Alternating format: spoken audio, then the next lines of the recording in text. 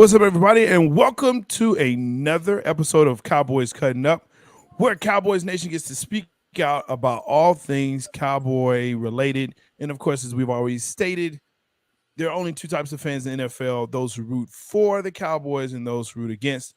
I am J-Stogs, the Buff Nerd. Let's go. And of course, I'm joined by the man down there, Trey Collis. What's going on, man? How you feeling? Oh man, I got a little sore throat, got a little runny nose. No, It's not COVID, people. It's not COVID. Yeah. It's just one day it's 50 degrees. One day it's 50 degrees, and then today it's almost 100, and it's like this weather temperature, man. It's just like I'm wearing shorts today, which I really didn't want to because of my white legs. But whatever. Hey, man, keep race out of your legs, okay? Real quick, though, before we start, I had a privilege going to the UTSA Roadrunners Conference Championship game Friday with my beautiful daughter. Had a blast.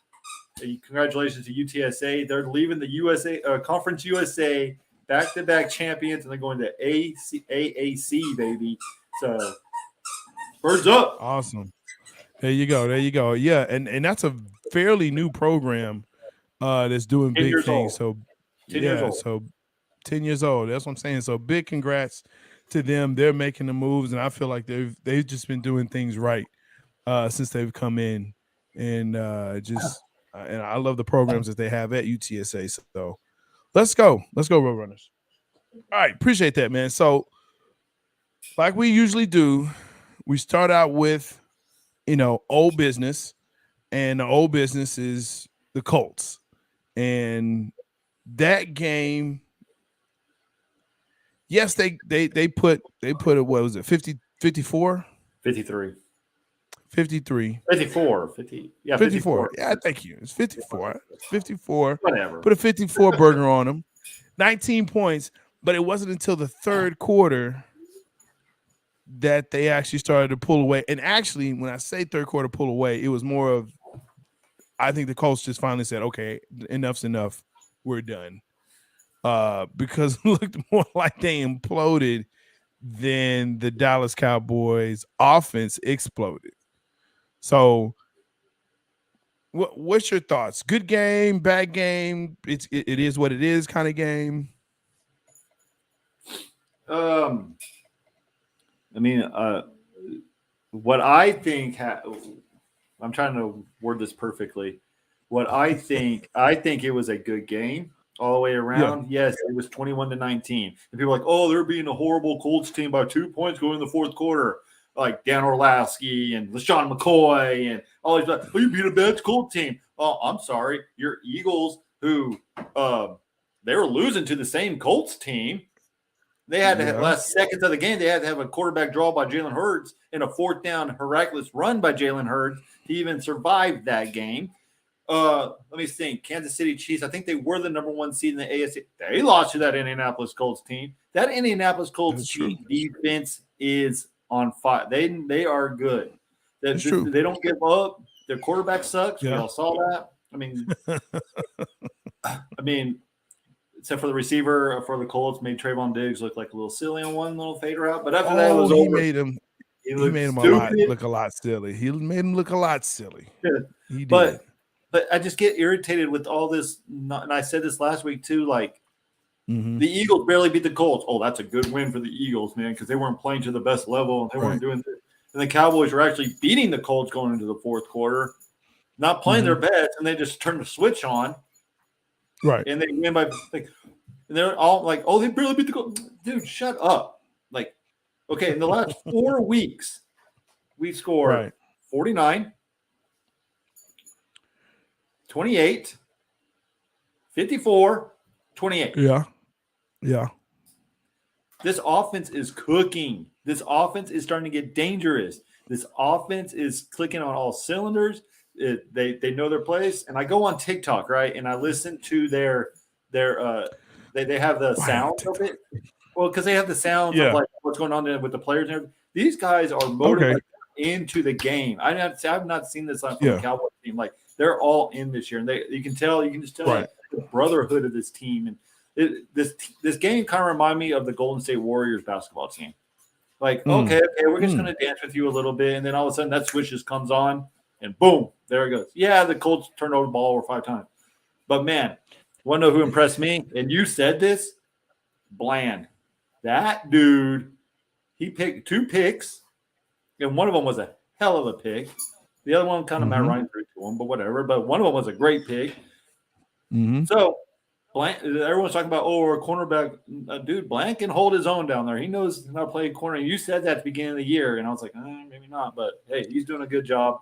Michael Parsons, dude, I'm all around great with the performance. I mean, anytime you score over 50 points in the NFL, I don't care what team it is. Sure.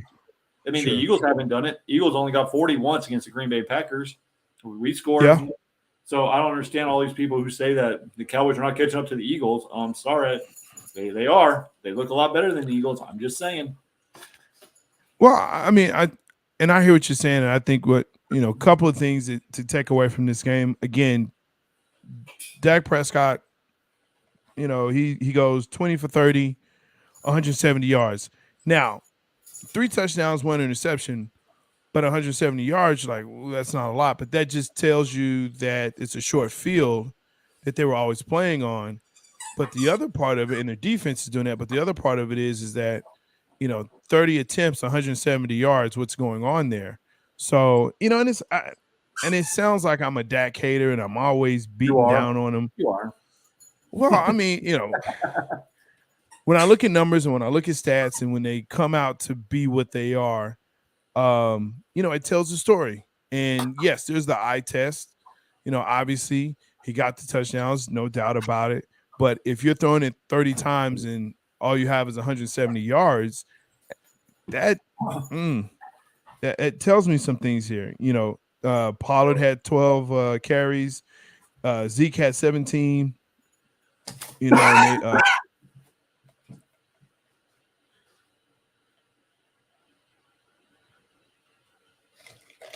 Well, I guess he left the show.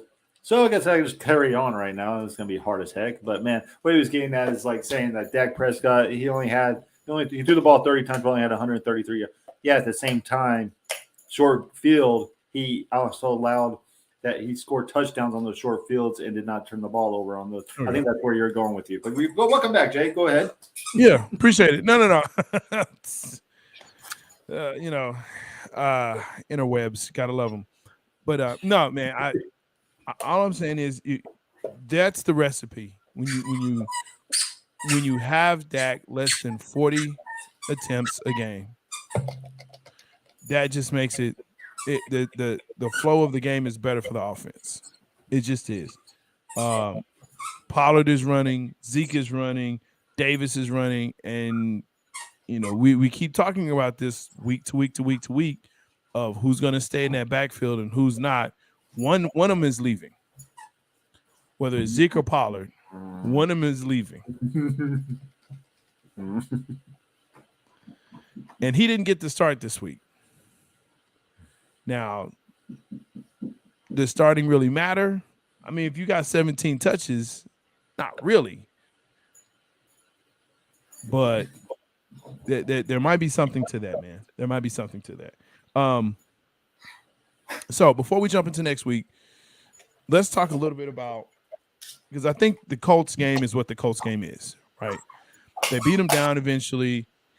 I don't like the fact that they let them hang around, because if you let teams hang around, especially as they get better and you start getting into the playoffs, that can be very dangerous.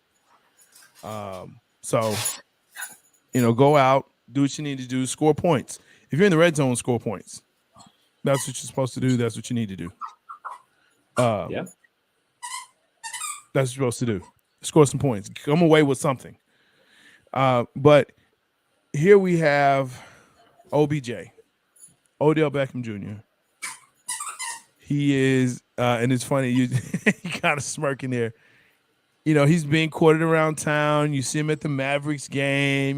People, the crowd is chanting OBJ, OBJ, OBJ. And there's a lot of talk around people clamoring or we're clamoring to get OBJ because we're scared that we won't make it without him. Right? We won't do well if we don't have Odell Beckham Jr.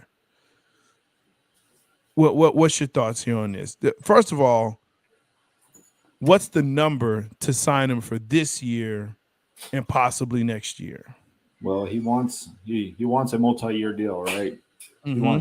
He wants $20 million a year. He can want all he wants to. I want 20. I can go see $20 million a year. No team's going to pay him $20 million a year coming off his second ACL tear in his 30s. I'm sorry, no one's going to do it. Yes, we all know that. Someone will, maybe like the Houston Texans or somebody like, but no contender is going to be willing to do that. If you do, good luck, because it's hard to come back from a second ACL tear in the same knee, right? So he can want all he wants, $20 million. I give props to Jerry Jones for not going on, from what I was reading all the way up to the meeting, right? Oh, Joe, we're going to get him. I don't care what number it is. We can get you. But he did his due diligence, whatever that word is. Diligence. Right. I got you. Yes, that word. I got you. So I actually praise Jerry Jones on that. He didn't just go in the past, you just sign him and all right, let's look at your medical records after we sign you, right? No.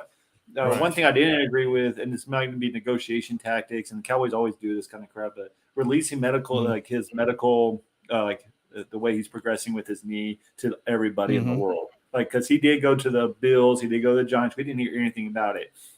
But he goes to Dallas, and we're hearing all this thing, and we're OBJ, man, you're costing me money, man. It's kind of personal, right? So, but I think it's tactics from negotiation. Sure. This is all negotiated. Jerry's talking on 105.5, was it 105.3 The Fan in Dallas? Yeah. He goes, he knows what he's doing. He's negotiating through the air. And so the report is that it says he's going to be ready in 5 weeks. It's right around the wild card game. Mm-hmm. If I'm the Dallas Cowboys, if you can get him for 18, 17, $15 million, do it. I'll sign him right now. We don't need him this year. But you know what it does? Make sure the Bills don't get him. The Giants don't get him. We get him. But how many times in the past do we, as Dallas, we don't sign a player and then they go sign somewhere else and they burn us? A lot of the times, right? Yeah, that has happened. Yeah, that has happened. But I think him signing with the Giants doesn't help them as much because they still have Danny Jones. I think with the Bills, I think they have bigger issues than the receiving core that's there.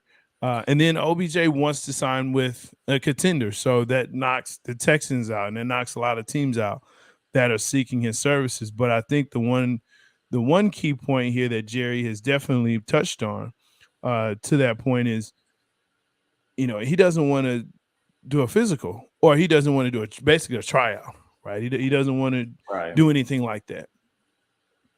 It's hey, just trust me. Nah, I can't do that, bro. I just can't trust your word that you're good. Mentally you're ready, but that's another thing when you get on the field physically and you have to cut, you have to stop, you have to turn, you're getting tackled. That's a totally different thing. But I wanted to ask you this too as well. How do you feel about the courting of OBJ?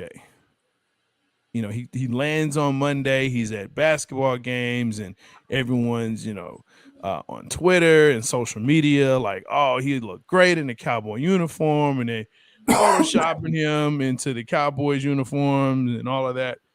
What do you think about that? I don't mind it. I think OBJ likes it. He knows what the Dallas Cowboy brand is. Yeah. He knows how passionate these fans are. He played against them twice a year for how many years? He knew what the Dallas Cowboys and his family. He knows how the Dallas Cowboy brand is, and I don't mind it. I think he looked a little gun shy. They're oh, good, the camera off me. I'm like, oh, please, OBJ, you love the spotlight, dude. We all know who you are. That's why I was going to be a good fit for the Dallas Cowboys, because he fits our mold perfectly. Basically, honest with you, right? But I don't mind it. I actually enjoyed it. Seeing the Mavs game, everyone getting into it, and it's like a recruiting trip. Mm-hmm. These players it brings back to their college years, where you're the most wanted thing, and these players like that. They like hearing that. Yeah. So I don't mind it. I loved it. I didn't care. Yeah. I love that Luka Doncic, who probably doesn't know anything about football. is recruiting. Right. Yeah. Right. Do you? But let me ask this question: do you think that if reports are true, and if he can get back for the playoffs, that only enhances the team and now puts them in the contention of Super Bowl contenders representing the NFC? Does it? And let me say it like this: does it further? Does it help them further that goal to get there?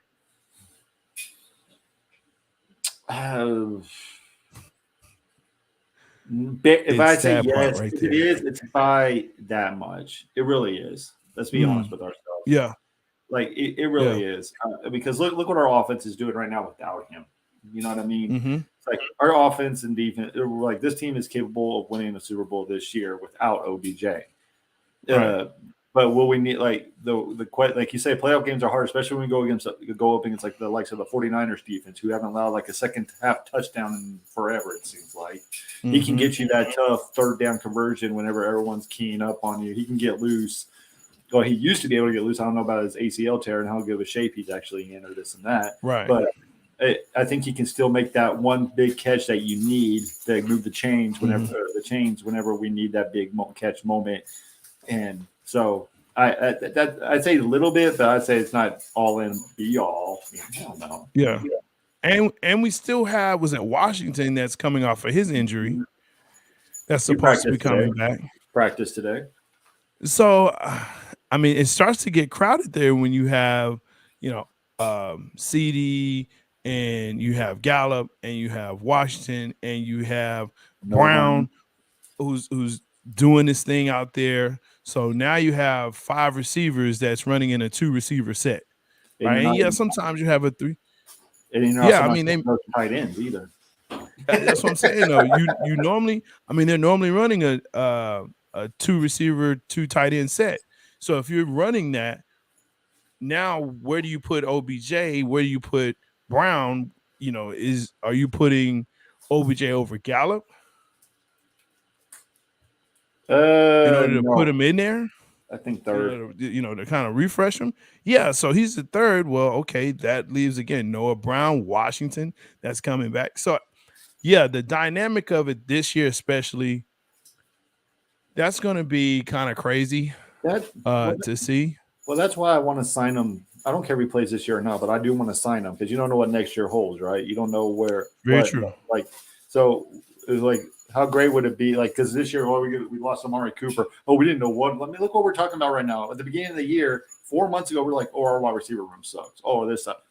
Now we're leading the league in points since week 7, since Dak came back. You know what I mean? So, right. But we don't know what's going to happen. Like, who's going to get another injury? Stuff like that. So we have an extra bar, like the depth bar. I mean, just look at our offensive line, man. We're getting Tyron Smith back.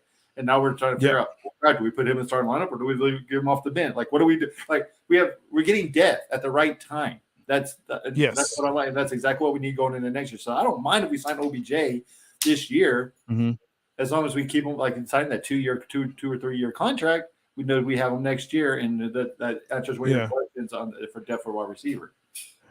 If it were me, one of the things that I would definitely do is make sure that it was incentive laden to equal that amount, that $15 million, where you have your base and it's like, hey, look, if you are in certain amount of games, you'll get X amount of money. If you're, if you get a certain amount of yards, certain amount of catches, certain amount of touchdowns, if we make the playoffs, even this year, just to say, look, if you're going to play this year, if we make the Super Bowl or we make the NFC Championship, you'll get X amount. To really solidify saying we're going to play you, but you have to contribute. I think that's tough, especially for a receiver, because now you have to look at, hey, Dak, I need you to help me get paid. And Dak is just not that type of guy. Everyone keeps saying that, but since he's came back, we're averaging 31 points a game.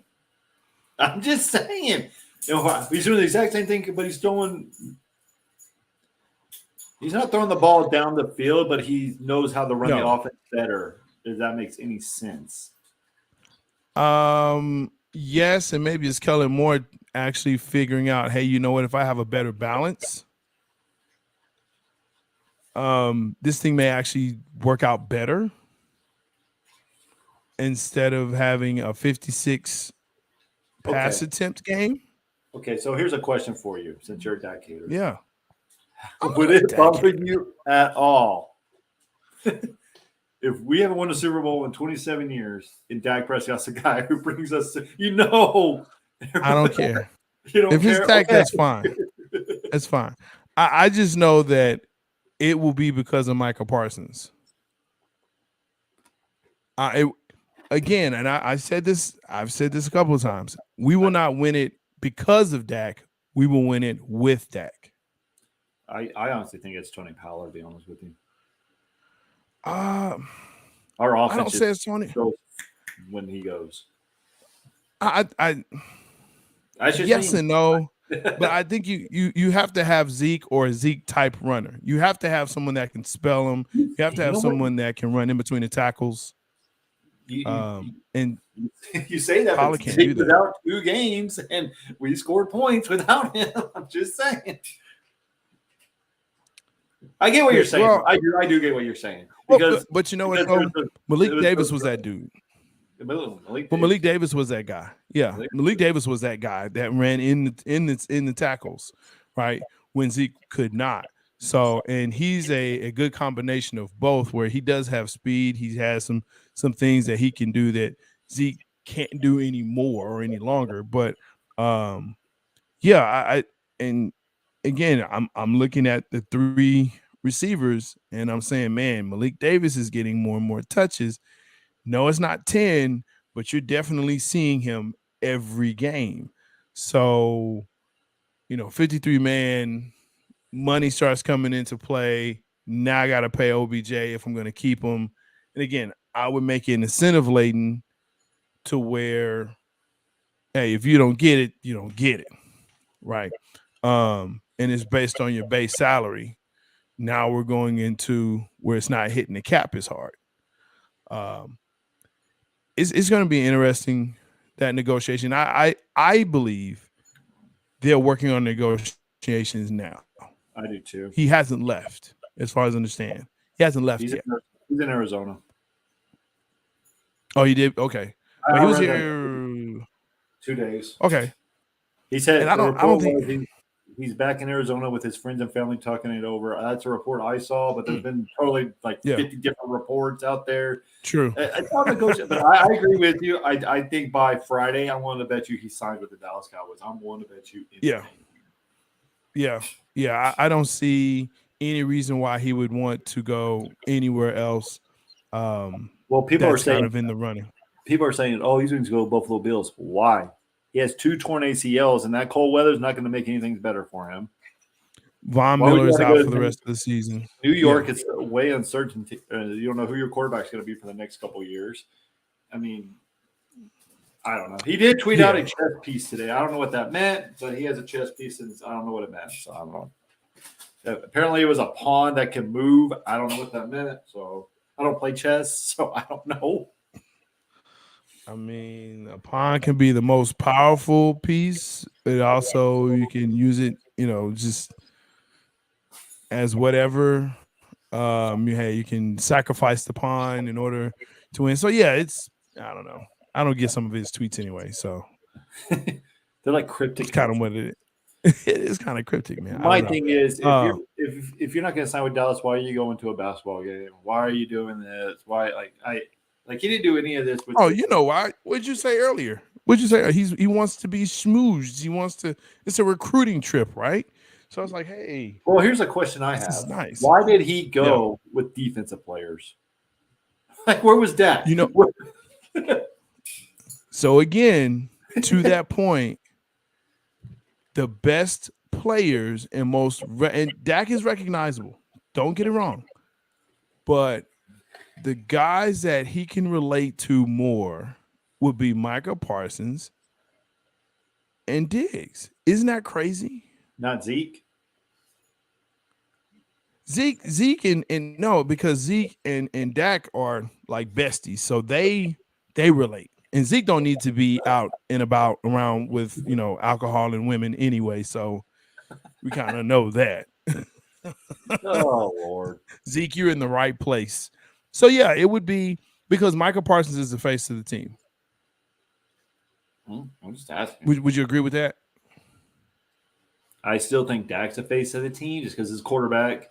But I get where you're going with this. I like Michael, like everyone, like he's the Energizer Bunny. He's the one who makes this. I get where you're going, but I guarantee more people know Dak more than Michael Parsons, though. I get what you're saying. I still think Dak is the face because Dak's the one on the commercials. He's the one with the home wives, the housewives, whatever it's called. Yes, yes. Dak has become more marketable. Absolutely. Yeah. He's on Kroger, Albertsons commercials. He's on the sleep rest commercials and all of that. Yeah, therapeutic, whatever, Tempur-Pedic. He's on all those. But if someone said who's the best player on the team, that's Michael Parsons. Yeah, you didn't ask that though. You said face. Okay. The face of the But you know what? I still believe Michael Parsons is becoming the face of the team. Oh, yeah, he is. Much like Von Miller was in Denver. Yep. And much like he is not becoming, but he's definitely pushing Josh Allen out of the way. He's pushing him out of the way. And to me, Michael Parsons is that same type of guy. Right. So, yeah, for sure. But I do think he signs. Hopefully the money is right and the contract is right. That's my big thing. That's my big thing right there. So let's move into the Governor's Cup. For those who don't know what the Governor's Cup is, it's when the Dallas Cowboys, who have had their franchise in Dallas since 1960, are facing a Houston football team. This iteration is the Houston Texans. Used to be the Houston Oilers. But odd piece of history here. The Houston franchises actually own the winning record in this. They are 9-8. The Houston teams are 9-8 against the Dallas Cowboys for the Governor's Cup. But Dallas Cowboys are 3-2 over Houston Texans. So, just a little bit of history there for you, just in case little nuggets. I'd like to drop that. Who's winning this? No. Let's not go into predictions. Let's just talk about the game. The show will be over by then, right? Show's over. Yeah, show's over. Okay, so Deshaun Watson comes in. The ladies are sitting there. They're playing the Texans. Let me ask this question. In your opinion, and you're kind of closer to Houston than I am, how have people been receptive of the team this year? Oh, dude. There's no Houston Texans fans at all. I mean, I tried to find some Houston Texans fans. There is, and I know people from Houston. I do too. There's this one guy. His name's James Pleasure. He's the producer for the radio marketing here in San Antonio, and he's a Houston Texan fan. And so I go by because he's a true fan, right? Like he actually knows the drafts. He knows everything. Like he's a guy. He knows Houston Texans stuff. Gotcha. He's loving it. Honestly, I'm just going by what he's saying. He's loving it because of the quarterback situation that's upon us in the NCAA. He wants them to lose every freaking game this year. Because he's Team Tank. Yeah, he's been Team Tank for the last 2 years. And that's why they got rid of their head coach last year, is because they won too many games. That's why Lovie Smith's there now. Let's be honest with ourselves. That's true. It's very true. But it's true. Because Houston's going because they don't they're hoping Mills was a guy, but as they saw, he's not the guy. He's not that guy. No. So they're looking for a CJ Stroud or Bryce Young. That's who they're going for, and that's what they want, and they're going to get it. Like, seriously. But my question is, why, if the Houston Texans want to tank, why did you not trade your Cooks? Like, why? Like, why are you letting this guy sit there? Like, you know what I mean? Yeah, Like you yeah. want all this draft capital for good. I'm like, why? Why? Well, I think also too, when you traded D Hop, it was kind of like, okay, look, they're tanking. Like, why they got rid of Deshaun, and we know why. But then you get rid of D Hop. It's like, wait a minute, something is amiss here. And I think, yeah, if you traded Cooks, everyone would have known. Oh, they're tanking. I mean, you could have said it's a rebuild, and we're trying to get as much draft capital and whatever. I mean, just be honest and true about it. Don't say, "Oh, we're competing." You're not for real. And they're professionals, and you want to win, and I get that, but not with this team. And I hate it for Lovey because he'll probably be out after this year. That's gonna be a I bad just Texans getting rid of 2 black coaches in a matter of 2 years. That's gonna be bad. That's gonna be bad for the McNair family. Yeah, but I mean, I don't think they really care at this point because of what has been transpiring in Houston. Houston has been a very bad team for a very long time. I won't say a long time, but a good while. They have not put good product on the field. Okay, and if you go to a Houston Texans game, it's not like you're going there to watch football. You're going there to see your friends, see your pals, see your buddies, see some ladies. That's about it. That's all. You just want to go to the stadium. That's all you want to do. It's not to watch football. So yeah, for Houston, and we're kind of talking about this on Big Game Sports Buzz, which is on Tuesdays 8 p.m. Big Game Entertainment. We're talking about the Heisman Trophy, and first of all, I hate the fact that it's always QBs, or you may have a running back that's mixed in there. For B.J. Robinson not to be included in this Heisman Trophy list, and your TCU quarterback is, I'm sorry, let's just change this to a freaking QB conversation. Let's just be honest with ourselves. In the running back from Michigan. That running back from Michigan was a stud this year until he got hurt against 1 week before the Ohio State game. Let's just call it what it is. It is a QB award now. Listen, the running back that you mentioned from Texas is a stud. Yes, he is. Stud. When I watched that Texas Alabama game, I kept saying, "Oh my gosh, this," and actually, he made me say, "Oh my God," against Oklahoma. Yeah, that game was just bonkers. I was like, "Oh, okay, this is the squad." They had some unfortunate losses, or fortunate, because TCU's in, but yeah, I just don't see CJ Stroud as the guy. no. I don't know what it is about him. I don't. Why? Because he's a quarterback from Ohio State. That's what it is. Maybe that's what it is. Because no good quarterback from Ohio State has came out. You can say Justin Fields, but he's not really a thrower. He's a runner right now in Chicago Bears. He's like, there's no good quarterback that's come out of Ohio State. There isn't, and there's precedence for that. Alabama quarterbacks until recently, yes. Okay, yeah, I'll give you that. Tua and Jalen, but before that, it was pretty much Joe Namath.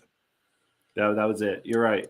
Joe Willie Namath was the last one. So when you think about that, they produce good defensive players, good offensive players, good running backs, and good receivers, but not QBs. They do not produce quality NFL QBs. So I don't, to see him not even in the running. Okay. CJ Stroud in the running, but here's what's crazy about CJ Stroud is that I was looking up his numbers yesterday, and one of the things that really kind of got me was the fact that 3,340 yards, 37 touchdowns, 6 interceptions, no rushing touchdowns though. No. And I'm not saying he had to rush for any touchdowns, But I thought that was very interesting that he didn't have any. No, because they had a great running back who can run it for him. I And get that. he was throwing the ball deep down the field where he didn't have to do anything. I don't know about deep, but he Did you was watch throwing any the Ohio ball all State? around. Did you watch any He Ohio was State? throwing the ball around. I did. Okay. I did. Yeah. That was the best offense until they played Michigan. And I think they just had a bad game. I think they were overhyped. They had one bad quarter against Michigan, and that's why they're in the college playoff. CJ Stroud is the best quarterback coming out. Bryce Young might be a close second, but Bryce Young, his thing for me is he big enough? I know it's hard to say because we see the likes of Russell Wilson, we see the likes of all these other small. Jalen Hurts and Tua and Jalen, they're not big. Yeah, but Jalen Hurts is big, not tall. Jalen Hurts can squat over 500, like 600-700 pounds, dude. I mean, that guy's built like a tank truck. That guy's. I'm talking about like he's skinny. Like Bryce Young is skinny. Bryce Young. Yeah, he can take a hit though. He can take a hit. He's improving. Yeah. And he'll beef up for the NFL, but once he is, he'll take it up. But I mean, you talk about Max Duggan, you talk about Caleb Williams.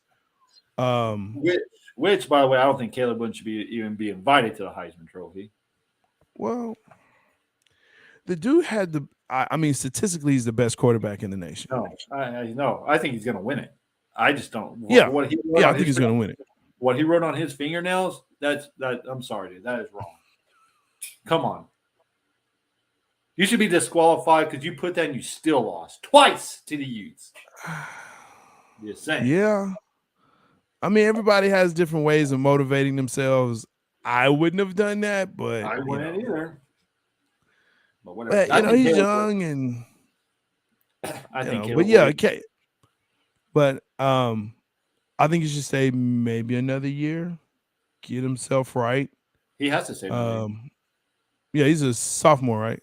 He's only he's a second year. He didn't redshirt. Yeah, he's sophomore. Yeah, he's sophomore. So, okay, one more year, get it better. Hopefully he can beat Utah the next year. Don't know. They still have the same coach. Probably not. And yes, that's a dig at him. But I like Max. I understand that, he was put in and some people are not really understanding why. But when you look at Max play, when you look at Dugan play, the guy, he is a fighter. He definitely is. He definitely is a fighter. And wills his team to win. And though they lost in the championship, he tried. Hey, that fourth quarter, wow. So I mean, it's not out of the realm. He'll probably come in second though. But when we talk about the Texans, there's so much they have to do to get back to it. But their defense has always been solid. I'll say that. Solid. In that they don't get blown out a lot of times. They don't get blown out a lot of times. So I don't expect a blowout here. What I expect is a good game. Well, I mean, the Browns blew them out, but that was because of the Browns' defense. Let's just be honest. The Browns, I mean, thank God I had the Browns on my fantasy team because they gave me 33 points. Yeah. They got a special teams touchdown, a defensive touchdown, like 300. Right. But I do think, though, that there's going to be, again, this slow start for Dallas. We just tend to always have these slow starts. Yes, we pick up the pace, but the first 15 to 20 plays are scripted. So you know what you want to do. You know how you want it done. You go out and you have a 3 and out. And then you have a 3 and out. That's like, what are you doing? And then maybe you get a field goal on your third series. To me, we've just got to start better. If we're such a prolific offensive team, I'm thinking, hey, those first 15 plays, we should be scoring. Again, you get in the red zone, you score. They scored on their second play of the game. They went 3-0. Okay. The Colts got a field goal, and then we went and got a 7-3 lead. Yes. So it wasn't 3 out, 3 out. And yeah, no, it wasn't. But I mean, it was still just that slow. So basically, Go what ahead. you want is a beginning like the Chicago Bear game, where we score on Consistent. eight consecutive drives. We scored on 8. Well, I'm not going to say it has to be touchdowns. Understand what I'm saying? But it has to score, right? So be consistent in that. Again, if you get down in the red zone, you score. Yep. But it can't be a constant 3 and out. And yes, you're right. It was 3 and out, score, 3 and out. But we get in that lull of, oh, we're okay. Oh, we can turn it on, like Golden State. But unlike Golden State, if there's an inadvertent interception, which happens with Dakota, right?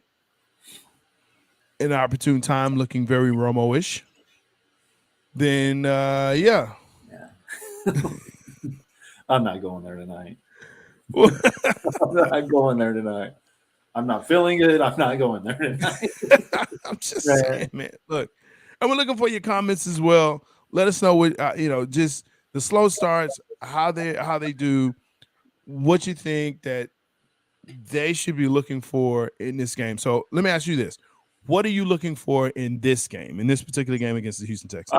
I'm with you on this one. What I want is get out to a fast start. I want to get out to like 28-0 early in the second quarter. Like, seriously, this is how bad I want this. 28-0. Maybe get up to 35 at halftime, 35-3, 35-7. We don't even play the starters in the second half. That's what give us a bye week. That's what I'm looking for, J-Stogs, man, because this Houston Texans team, they gave it up on the season. They have nothing to play for. They already said 1, 2, 3 Cancun. So I would be impressed. That's the only way the Dallas Cowboys would impress me this week if by some reason they just touchdown, like they're blowing this game wide open, no doubts about it. That's the only way I would look at it, as if the Dallas Cowboys could do any positive things towards this game, because it's like I told you before show, this game, I hate games like this because we're supposed to win. If we win, oh, okay, you beat crappy teams. And then we lose, oh, it's a Dallas going back to their old ways. You know what I mean? So that's why I hate games like this. Like, I'm just ready for that freaking Eagle game, and I'm hoping that the Giants or someone could beat this team so that Christmas Eve game would mean something. But going back to this game, that's the only way the Dallas Cowboys will impress me is, like you said, I'm with you, that fast start. It doesn't have to be 28-0, but it has to be like decisive, like, okay, we're going to win this game, doesn't matter what. Because if you get 17 points on this team, you're going to win the game. Like, this is, we can get that. Hell, we can get 33 in the first quarter. Like, so that's the only way the Dallas Cowboys team can impress me this week. Yeah. Again, I agree, and I'm with you on that. If they have to come out and show dominance from the beginning, don't play with your food. Go ahead, put them away. And don't allow them just to hang around. Any given Sunday, you can lose. I mean, ask Tampa Bay.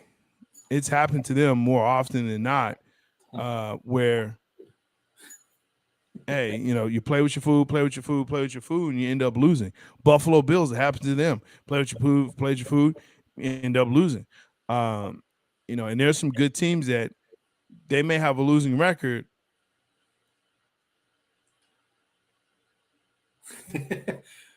Man, Jay, man, you keep leaving me talking to these fine folks here, man. But no, like going back, all you're saying is Buffalo Bills let one slip. The Dallas Cowboys let one slip earlier as well. As you're talking about that, the Dallas Cowboys let one slip going back to Green Bay, because we didn't lose. I swear right now, if we talk about that Green Bay game is going to come back and haunt us. I know it is, because if we would have won that game, that Christmas Eve game would have meant everything in the world for the Eagles. So the Buffalo Bills let one go against the Minnesota Vikings. The who else beat them? The Jets, I think, beat them. Mm-hmm. They have 3 losses or whatever. The Chiefs let one slip with the Indianapolis Colts, and then so that's what I'm saying is, like, you can't you can't like this is one like we're getting to the last part of the season, the fourth quarter of the season, where positioning matters. I mean, it ain't like we're blowing because the NFC East is so good. I'm not so good, but good this year that we can have all 4 teams in, and we're only 2 games ahead of the Giants right now because I know it's one in the loss column, but we have the tiebreaker because of the double wins. But we can't slack. I mean, we can't. And then don't look now, but I mean, the Seattle Seahawks are out of the play, but they're only 1 game behind us. So I mean, we can't like we got to prove what we're worth. We cannot. Put our foot on the gas pedal, put them on the throat. Don't let up anytime in the game. It's for the governorship. It's for the governor trophy. Greg Abbott's going to be there. I'm just kidding. I don't know if he's going to be there or not. But, Hot Wheels will probably be there for sure. So, look, let's go ahead and let's get into this because apparently there are people in my house that just decided or just using it on the internet. Let's get into predictions. And I think we both are clear of who's going to win. Let's just get these scores. As much as I want the Dallas Cowboys to stomp on their throat, this is kind of like a trap game for me a little bit, man, because this week was all courting OBJ. It was courting. It was now let's talk about OBJ. Let's do like it hasn't been a distraction yet. And then we score 54 points. And now everyone's moving up in the power rankings like, oh, they're up with the Eagles. Oh, they're Super Bowl team. They're this. In the past, Dallas Cowboy teams don't do very well when they're all positive, right? Like this is usually when the Cowboys slip. I'm not going to say they're going to lose, but I think it's going to be close going into the second half. And then Dallas pulls away. I think Dallas wins 35-14, 35-10. 35-10. Okay. I'm going to go out on a limb here, and I'm going to say 45-10. Another 40 burger, huh? I'm going to say they're going to hang 40 on them. I think that defense shows up and shows out. And I do think the starters will end up sitting. I hope you're right. To give them some rest, especially if Washington or Smith or anyone that's coming off of injured reserve decides to play or not. I don't know if they are, but I know they're practicing. So if anyone is there, they'll be on a pitch count. But yeah, that's what I'm thinking, man. I think it'll be a big score. Big score. What will be a win for me going back to this as well is we get out of the game injury free. That's my biggest win. Yes. Like that would be a win. Like we win the game, we're injury free. Let's move on. Yeah, absolutely. I hate these 12 o'clock kickoffs too, by the way. I hate these 12 o'clock. You don't like the 12 o'clock kickoff? I hate 12 o'clock kickoff. Because I look like a fool because I go to church, right? I have my iPad with me. So like once church is like over, I have my iPad. Everyone's saying bye, saying their byes and saying hi and stuff. I'm watching the game on my iPad. They're like, really? Cowboys are more important than God? No, but God's team. But yeah, there you go. God really likes them. No, man, and that's why I like my church and the people that I go with because you know what? They all have the game on their phones or iPads, or they as soon as they get in their vehicles, it's to the station to listen to the game. So I'm at and I'm at the point now where I'm like, I don't care. You know what it is, and so does my family. So yeah, like the Sunday we had they had a little Christmas thing or whatever. And the selection show was on at 11 o'clock. So I had my battery back and I had my phone out. I was acting like I was singing, but I was like checking. Yeah. Nah, man. Hey, 9:30 service. It's a beautiful thing, my guy. Get out by 10:30. Get my wife up on a Sunday before. That ain't happening. I get her to struggle to get there by 11. Hey, nah, brother. Nah, it's 9:30. We all up. I would go at 8:30 in the morning. Get it done. And then come home and watch the game. Dude, that's a perfect time. Perfect. All right. Hey, you know what time it is? It's the end of the show. It's the part that Trey really hates. He just despises because he has to think. I'm joking. The Legend of the Star. Who's your Cowboy this week? Do you have one? I have one. I do. I always have one. Man, I liked him as a player. Mm-hmm. I loved him. You're probably going to really kill me for this. I like Lance Dunbar today. I know. I loved him as a player. I don't know why. I just did. I like Lance Dunbar. Okay. That's a true legend of the star there. That's pulling into the bag, my guy. I just remember watching because I was watching some video, like YouTube video. And I saw Lance. I'm like, dude, I forgot. Yeah. Dude, like that guy was pretty talented, but he didn't play very long. But I did like him. I did like Lance Dunbar. Okay, very good. I went old school. Wow, that kind of threw me off. Bob Lilly. Bob Lilly is my guy this week. Awesome part of the defense. You know, a lot of times people remember, like I said, Too Tall Jones or Mean Joe Green and all of that guy, Bob Lilly. I almost said him last week. Yeah. That's a hard-nosed football player. That's your guy. All right. Well, look, we're going to go ahead and wrap this up because the interwebs are just not webbing.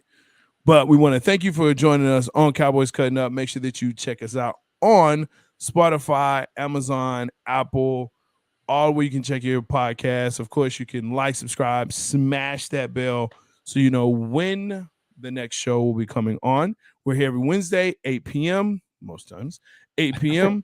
I'm J-Stogs and Trey Collis. I appreciate y'all for being here. Anything going on, man?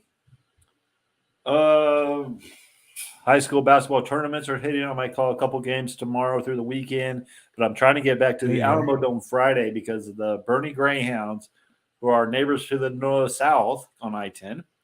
They are playing in the Alamo Dome Friday night at 7:00 for a chance to go to the state tournament in Jerry World. Team's never made a state appearance. This team is so good, dude, that they beat a 5A Division II team who also played in the regional finals last week and beat them at low. So this team has some boys. Yeah. The lineman is called the Wall Greatness or something. I can't remember. They're huge. They scrimmage Tivy. This team, hopefully I can go and cover. I haven't heard back from the Alamo Dome yet. So if you're watching Alamo Dome, give me my credentials so I can go cover that game. But yeah, there you go. Also Christmas, man. We got my daughters. We're gonna go see Santa and the Grinch and all that stuff this weekend too. So. Hey, let's go. Hopefully it's the original one. Like I said, go watch the original one. That's the best one. No, Jim Carrey's the best one.